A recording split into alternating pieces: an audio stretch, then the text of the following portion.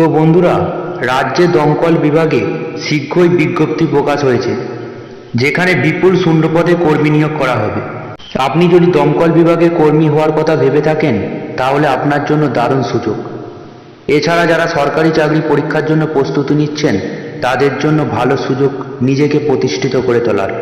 চলুন দেরি না করে জেনে নেওয়া যাক দমকল বিভাগে কোন পদের জন্য নিয়োগ করা হচ্ছে, কারা এই পদে আবেদন করতে পারবেন, কিভাবে আবেদন জানাবেন, বেতন কত দেয়া হবে, নিয়োগ প্রক্রিয়া ইত্যাদি বিস্তারিত জানতে পারবেন এই ভিডিওর মাধ্যমে। তো বন্ধুরা, চ্যানেলে নতুন হয়ে থাকলে চ্যানেলটি সাবস্ক্রাইব করে পাশে থাকা বেল আইকনটি অল করে নোটিফিকেশান অল করে দিন, যাতে এরকম জেনুইন সরকারি ও বেসরকারি জব আপডেট পেতে পারেন। কি বিজ্ঞপ্তি জারি করা হয়েছে চলুন দেখে নেওয়া যাক। রাজ্যে দমকল দপ্তরে নিয়োগ 2024।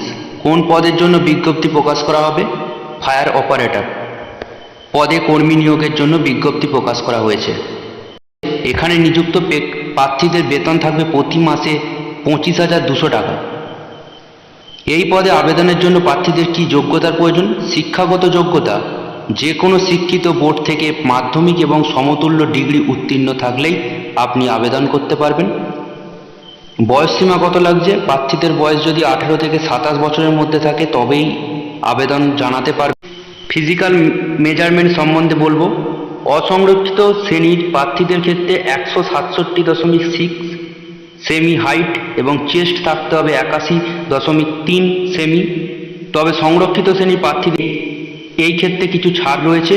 বিস্তারিত জানতে অবশ্যই অফিসিয়াল ওয়েবসাইটে আপনি ভিজিট করতে পারেন।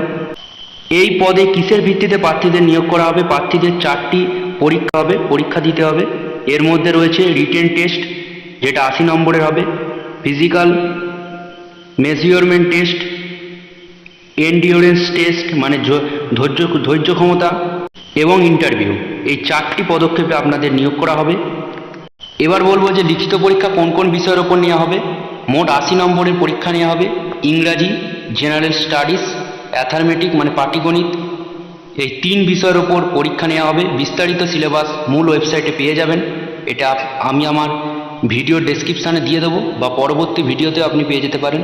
শারীরিক সক্ষমতার পরীক্ষা নেওয়া হবে। সেগুলো হলো 5 মিনিটে 1000 মিটার দৌড়, 20 সেকেন্ডে মইতে ওঠা, 3 তলার সামনে সিঁড়িতে 1 মিনিটে ওঠা, ঝুলন্ত দড়িতে 1 মিনিটে ওঠা, 1.22 মিটার হাই জাম্প দেওয়া। এইসব এন্ডিওরেন্স টেস্ট মানে ধৈর্য ক্ষমতার টেস্টগুলো আপনাদের নেওয়া হবে। তো ওই ফায়ার অপারেটরে আবেদনের জন্য আপনাকে অনলাইনে আবেদন করতে হবে। এই আবেদন পদ্ধতি আমি একটা ভিডিও আপনাদের দিয়ে দেবো। এখন আবেদন পদ্ধতি শুরু হয়নি, এই মাসেই আবেদন পদ্ধতি শুরু হবে, আপনারা জানতে পারবেন। তো ভিডিওটা আজ এই পর্যন্তই।